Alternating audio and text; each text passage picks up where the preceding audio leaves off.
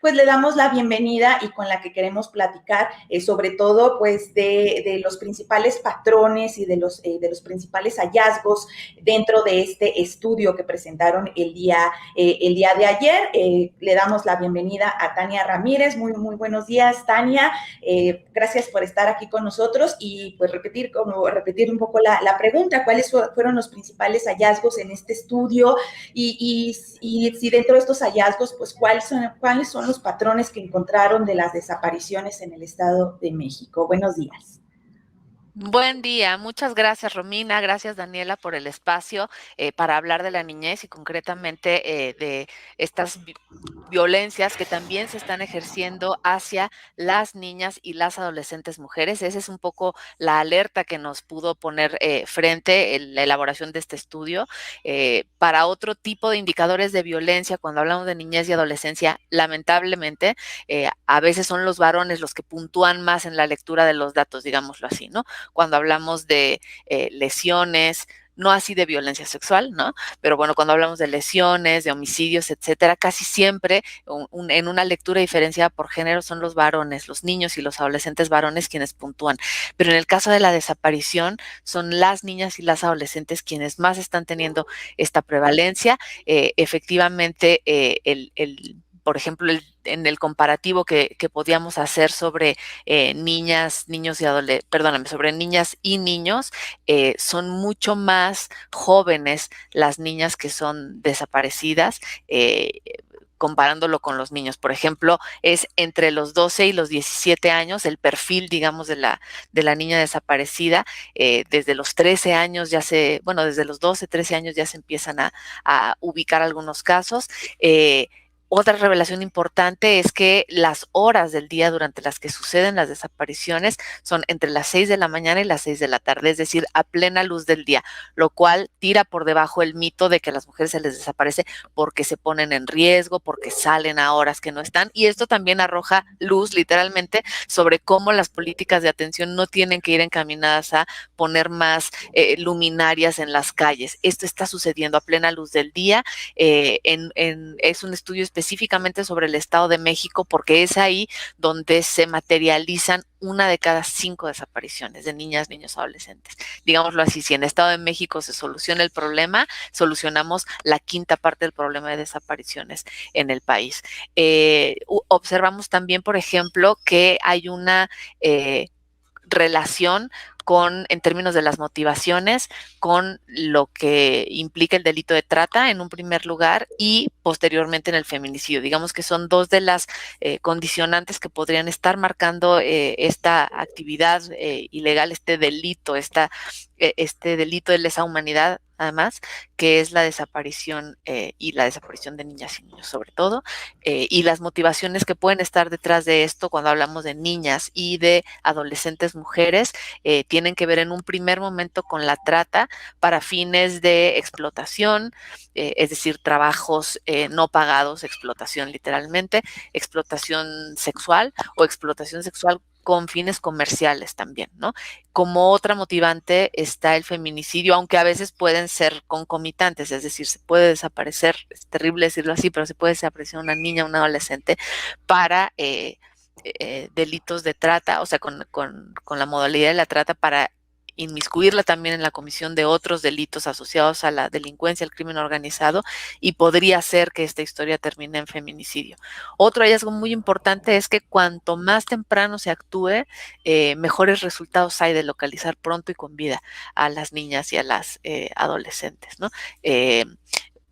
Ubicábamos, por ejemplo, si hacemos esta distinción que les decía entre cuántos niños y adolescentes varones, cuántas niñas y adolescentes mujeres, el rango más amplio de los varones, digamos, casi el 24% de los niños y adolescentes que desaparecen, de los hombres en este caso, es de 18 a 29 años, y el rango de los 12 a los 17 es solo de un 20%. Cuando lo observamos con mujeres en general, el rango más amplio es de 12 a 17 años y es casi el 53% de los casos. Y esto, pues bueno, preocupa por la doble o triple vulnerabilidad que esto puede implicar en términos de la comisión de un delito, la violación a los derechos humanos y la violencia de género que se expresa en esto, ¿no?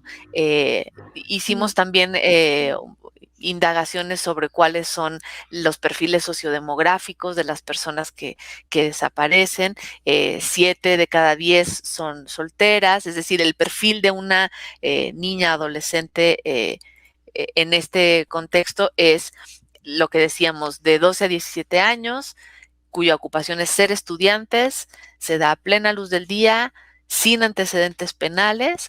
Y bueno, esta observación que pudimos hacer con foco al Estado de México forma parte de un análisis a nivel nacional que hemos estado haciendo desde Redim frente a la preocupación de que la desaparición forzada de niñas, niños, adolescentes nos tiene con cifras muy graves. Desde hace varios años, al cierre del año pasado, observábamos que 13 niños, niñas, adolescentes fueron reportados al día como desaparecidas, no localizadas o posteriormente localizadas, pero digamos que hay 13 reportes cada día durante 2021 cuando hablamos de desaparición de niñas. Exacto, Tania. Estoy leyendo también, por ejemplo, los municipios que tienen más incidencia en desapariciones, de acuerdo con la investigación que realizan. Están Toluca, Ecatepec, Nezahualcóyotl, Tlalnepantla, Iztapaluca, Chimalhuacán y Tecámac. O sea, estos y Ocoyoacac son los municipios en donde más desaparecen niñas. Son localidades que no son por completo aisladas, son urbanizadas o semiurbanas, están casi, pues colindan muchas de ellas con la Ciudad de México. ¿Qué es lo que pasa en el Estado de México? Ya no vemos, por ejemplo, que se trata de desapariciones, como decía, de localidades que están a la lejanía, que tienen las 1001 carencias. O sea, estamos hablando de que ocurre a 30 minutos de la Ciudad de México, de la capital del país. ¿Qué es lo que está ocurriendo en el Estado de México? Porque es el asunto de las desapariciones, pero también ya mencionabas, es el primer de los primeros estados en número de feminicidios. ¿Qué vieron en el Estado de México para que esto sea un asunto que persiste, que no es como que haya surgido de la nada, sino que es un asunto de violencia generalizada y que persiste en la entidad? Sí, es generalizada, ya proviene de larga data y en ese sentido hay que reconocer que fue muy positiva la apertura por parte de la Comisión Local de Búsqueda, la COBUPEM, digamos, la Comisión de Búsqueda en el Estado de México, porque aceptar la problemática es el primer paso para poder resolverla, ¿no es cierto? Hay distintas condicionantes en términos de la dinámica y la distribución territorial en el Estado de México que pueden arrojar alguna explicación sobre algo que en realidad es inexplicable y es muy difícil de comprender porque es inaceptable, ¿no?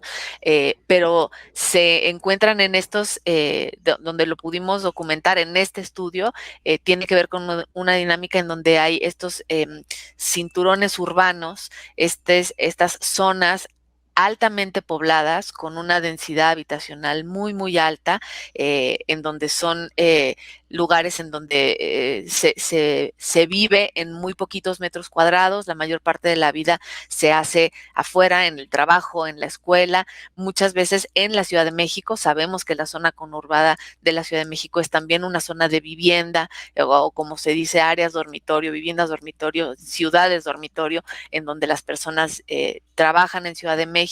Es ahí donde encuentran la oportunidad económica y laboral para después seguir adelante con sus vidas en otros lugares. Y hay una suerte también de crecimiento poblacional y crecimiento y desarrollo urbano desordenado, digámoslo así, que hace también que haya una suerte de caos, las vías de comunicaciones, el comercio informal, los puentes por arriba, por abajo, etcétera, son en ciertos momentos zonas un poco laberínticas que pueden estar propiciando, no quiere decir que esto sea determinante, pero que pueden estar propiciando condiciones para que esto se repita, ¿no? Tania, ahorita mencionabas que nos hablabas de las motivaciones, que está el tema, por ejemplo, de trata y de feminicidios. Sabemos que es muy complicado poder establecer las proporciones de personas desaparecidas porque el esclarecimiento pues es lento, pero ¿hay alguna proporción, hipótesis? ¿Y cuál sería? ¿Hay alguna hipótesis o algún estimado o alguna previsión de cuál sería la proporción de estas desapariciones que se liguen directamente con el tema de trata de personas? Y ahorita que estábamos hablando en el tema de qué está pasando en el Estado de México, pues sabemos que el Estado de México cuenta con una alerta de género específicamente por el tema de desaparición de mujeres, niñas y adolescentes. ¿Qué ha pasado con los trabajos de esa alerta? Y a lo que voy es, aparte de qué ha pasado con esos trabajos, con esa alerta, cómo están actuando las autoridades, qué tratamiento le están dando al tema de las desapariciones, y pasa todavía esto de la revictimización, de la búsqueda no inmediata, ¿qué está pasando en cuanto al tema ya de búsqueda en el Estado de México y con la alerta de género? Perdón. Es difícil determinar cuántos de estos casos se orientan a trata o cuántos a feminicidio, por lo que les comentaba. A veces puede en una historia de vida ocurrir ambas cosas, ¿no? Entonces, estaríamos hablando de un empalme que hace difícil la lectura de cuántos son en un delito y cuántos en otro, pero lo que nos parece muy grave, yo creo que coincidirán, es que si bien esto nos ayuda a entenderlo, sigue manteniéndose en el terreno de lo inexplicable, de lo inadmisible, tener que estar hablando de esto en la agenda de niñas y de mujeres adolescentes, ya sea que haya un poco más o un poco menos en trata o en feminicidio, es que en serio esto nos tiene que llamar poderosamente la atención porque estamos tocando fondo. La violencia hacia la niñez está tocando fondo, y la forma en la que la violencia adultocéntrica y la violencia machista se conjugan en una mezcla tóxica hacia los cuerpos y las vidas de las niñas y las adolescentes es inadmisible, ¿no? Tenemos además, toma otro, estoy en entrevista, amor, toma otro de allá, perdón. No te preocupes. La alerta Amber, sobre lo que me preguntaban de la alerta Amber, es parte de los avances en términos de respuesta institucional que son positivos, pero que se han ido añadiendo a otro tipo de protocolos, por ejemplo, o de alertas, que hacen que a veces la coordinación interinstitucional sea difícil. Hay muchos retos que enfrenta la alerta Amber, por ejemplo, quienes la detonan. Nos parece, en nuestra opinión, es incomprensible que haya una comisión nacional y comisiones estatales de búsqueda, sin embargo, solamente sean las fiscalías quienes pueden activar esta alerta Amber en las localidades. En algunos estados hay una buena coordinación entre los comités de la alerta Amber y las comisiones de búsqueda. En otros estados no es así. Las comisiones de búsqueda no forman parte del comité de la alerta Amber. Entonces, ahí estamos hablando de una todavía deficiente articulación en términos del diseño institucional y del diseño de los procedimientos, que hacen que a veces las personas víctimas o los familiares que tienen que acudir no saben qué puerta tocar, digamos, ¿no? Ni qué botón tocar. Y lo importante acá es decir que pueden y deben hacerlos todos, que cuando haya alguna justificación, algún pretexto en el sentido de esta descoordinación, esto nunca tiene que pasar a las familias, ni a las víctimas, ni a las personas que están buscando, sino que es obligación del Estado garantizar derechos, y en ese sentido es también responsabilidad del Estado mejorar las articulaciones. ¿Y por qué hablamos de mejorarlas? Pues no solamente para un mejor funcionamiento del alerta o de los protocolos, sino porque al final estamos hablando de una responsabilidad de Estado, y en donde la velocidad, ese es otro de los hallazgos que hemos estado documentando en este tiempo, la prontitud y la velocidad con la que se actúe es fundamental. Hay que salir del mito de que se necesitan pasar 72 horas. No. Cuando hablamos de niños, niñas y adolescentes, no se debe de dejar pasar ningún minuto. No se debe hablar de que es una persona no localizada. porque en un niño o niña adolescente no podemos presumir que hay una voluntad de ausencia. Siempre que hay una desaparición se tiene que presumir o presuponer que se está cometiendo un delito en su contra, y por eso no hay que esperar un minuto más. Tenemos todavía que avanzar mucho en conocimiento y en difusión, y por eso qué bueno, y gracias por el espacio, porque hay algunos aprendizajes que estos estudios nos están dejando, no solo para comprender por qué sucede, cómo sucede, sino también para comprender qué es lo que se tiene que hacer para prevenirlo.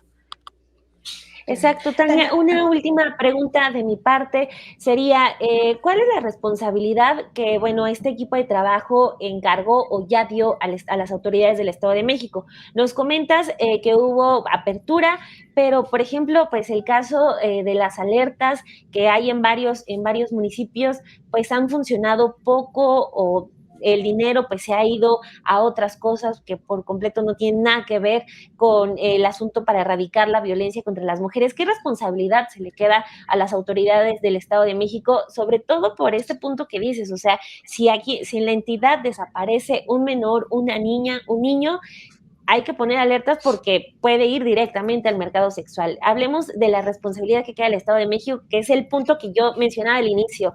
Pues no es nuevo el decir que la violencia ahí contra las mujeres, contra las y los menores, pues es terrible.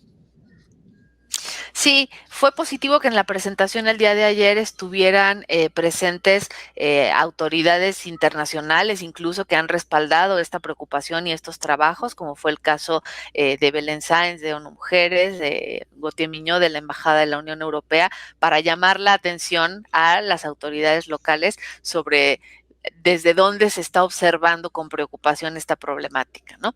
Y fue positivo también que pudiera estar ahí la comisionada Sol Salgado, la comisionada estatal de búsqueda, porque entonces digamos que es un diagnóstico que no únicamente arroja malas noticias, sino arroja puntos de atención muy concreta en donde se puede dirigir la acción política, ¿no? Entonces, fue positivo que ella estuviera para escucharlo, pero también queda una buena parte del trabajo por venir en esas otras instituciones, en las fiscalías, en los ministerios públicos, en las procuradurías de protección de la niñez, en el Estado, para que pueda haber una más eficiente coordinación. Muy bien. Tania, pues te agradecemos mucho. Nada más por último, nada más como confirmar o rectificar un poquito algo de información que nos dabas. Nos mencionabas de la alerta AMBER, que es la alerta destinada para los casos cuando desaparece un menor. Y estas áreas de oportunidad o estos pendientes en la coordinación institucional, pasa lo mismo con la alerta de violencia de género que se dictó para el Estado de México en el tema de desaparición de mujeres. Solamente como para precisar si es como también la situación similar. Y una pregunta que nos hacen nuestros seguidores, nuestro público, nos preguntan que si los mecanismos de desaparición en el Estado de México están adaptados con estudios locales o son una copia de mecanismos de otros estados donde el contexto es totalmente diferente.